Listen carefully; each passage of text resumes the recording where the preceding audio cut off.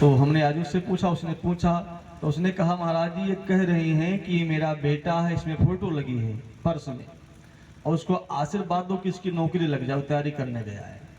भगवान, एक से लोग आ जाते हैं। आशीर्वाद देखिए होता है, आशीर्वाद मतलब क्या है?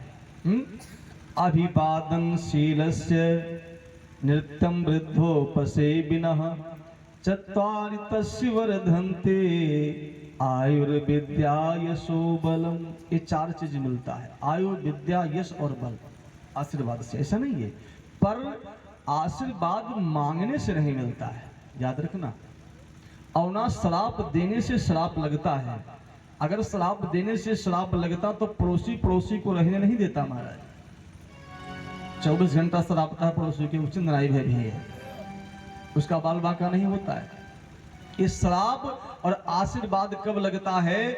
आप किसी को इतनी सेवा कर दो, इतना सेवा कर दो, इतना सेवा कर दो महाराज, कि उसकी आत्मा द्रवीभूत हो जाए, उसके रोम रोम से आशीर्वाद निकल जाए, वो निकला हुआ आशीर्वाद लगता है अकाट्य हो जाता है। और किसी गरीब को इतना सता दो, इतना सता दो, त्रस्त कर दो महाराज, उसके अंदर की हाय जब निकलेगी ना तो श्राप लगेगा। और मांगने से नहीं होता है। सेवा धर्म बहुत बड़ा धर्म है, सेवा करना चाहिए। आज विश्वामित्र जी की सेवा राम लक्ष्मण करने लगे, बार बार आदेश दिया तो राम जी वहां से फिर शयन करने गए। और जब राम जी शयन करने गए, अब लक्ष्मण जी राम जी की सेवा कर रहे हैं। सोचिए, कथा तो यहां तक आई है कि जब लक्ष्मण जी राम जी के चरण को दबाने लगे ना, तो लक्ष्मण जी की आंख के आंसू राम जी के चरण पर गिर पड़े। जैसे आंसू गिरे, राम जी उठकर बैठ गए। लखन तू रो रहा है, क्या हुआ? अवध याद आ रहा है? नहीं भैया, आपके श्री चरणों में मुझे अवध कहाँ याद आता, आपका चरण तो अवध से बढ़ के मेरे लिए। फिर क्यों रोते हो? फिर रोने का क्या कारण है? पिताजी की याद आ रही है? कहा नहीं भैया। क्या माता जी की याद आ रही है? कहा नहीं भैया। क्यों रोते हो? लक्ष्मण जी ने कहा भैया, मुझे पूर्ण विश्वास हो गया है कि प्रातः काल आपके हाथों से ही धनुष टूटेगा। राम जी ने कहा मेरे हाथ से धनुष टूटे, इसमें रोना किस विषय का है लक्ष्मण? धनुष टूटे ठीक है, कहा धनुष टूटेगा तो जानकी मैया आपको माला पहनाएंगी। हाँ बरोबर है, लेकिन रोना किस बात का है लक्ष्मण? मेरी बात समझ में नहीं आती है। कहा फिर जानकी जी से आपका विवाह महामहोत्सव होगा। हाँ, फिर आप जानकी जी को लेकर अयोध्या चलेंगे। हाँ लक्ष्मण, सब सही है तुम्हारी बात, लेकिन रोना किस विषय का है? मेरा विवाह हो जाए जानकी से, धनुष टूट जाए, तो रोता किस लिए है? लक्ष्मण जी ने कहा भैया, ये जो आपके चरणों की सेवा मुझे मिली है ना, जानकी भाभी के अयोध्या आने पर ये सेवा मेरे हाथ से छीन ली जाएगी, इसीलिए मैं रो रहा हूं। यह लक्ष्मण जी है, ये भाई भाई का स्नेह है। राम जी की आंखों में आंसू आ गए, राम जी उठ कर बैठ गए। लक्ष्मण, आज से ही मैं बंटवारा कर देता हूं। दक्षिणे लक्ष्मणो जस्य बामे चा जनकात्मजा।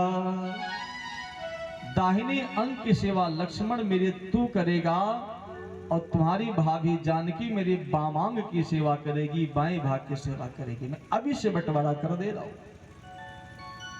और जब तुम दोनों नहीं रहोगे उपस्थित, तो हनुमान जी महाराज मेरे शरीर की सेवा करेंगे।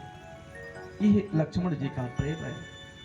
लक्ष्मण जी ने चरण दबाया, और लक्ष्मण जी ने तो सोया ही नहीं महाराज, क्योंकि जो सोता है वो जगता है, जो व्यक्ति सोता है वो जगता है। और लक्ष्मण जी सोए नहीं, इसलिए शब्द आया है, उठे लखन निस विगत सुन अरुण शिखा धुनि का। लक्ष्मण जी उठे हैं, यानी वो शरीर को केवल लंबा किए थे, सोए नहीं थे। और उठ पड़े। जो सोता है वो जगता है और जो लेटा रहता है वो उठता है। ऐसे लक्ष्मण जी हैं। और आपको बताऊं, आजकल के लोग ऐसे हैं महाराज कि भाई भाई का कत्लेआम हो जाता है थोड़ी सी भूमि के लिए, थोड़े से धन के लिए। यह कलयुग का प्रभाव। ऐसा लोग परेशान हैं, एक नाली के लिए विवाद कर लेते और भाई भाई का कत्लेआम हो जाता है। छोड़ दो, धन से क्या है, धन आप कमा लेंगे, आप धन बना लेंगे, लेकिन भाई चला गया तो भाई नहीं मिलेगा। आपको परमात्मा ने 2 हाथ दिया, 2 पैर दिया, 2 आंख दिया, 2 कान दिया और सोचने समझने की क्षमता दी, ताकत दिया। घर को छोड़ो, बाहर निकलो महाराज। आपकी सफलता आपके कदमों को चूमेगी, लक्ष्मी आपके चरणों में झूमेगी, अगर आपके अंदर ईमानदारी और मेहनत है तो। और थोड़ी थोड़ी जमीन के लिए भाई का कत्ल कर देना, भाई से विवाद करना, गाली गलौज करना, धिक्कार है इस जीवन को। और अगर हम सच्चे सनातनी हैं, राम कथा सुनते हैं महाराज, तो मैं निवेदन करूं, धन के लिए भाई से विवाद कहीं मत करना। धन एक परछाई है, कभी आया कभी गया, लेकिन जो भाई है, भाई का संबंध बड़ा अद्भुत होता है। किसी ने बड़ा सुंदर गाया, आइए हम सुनते हैं। इस जमाने में, थोड़ा बेस डालो का सभी है, कलेजा तक हिला देते हैं।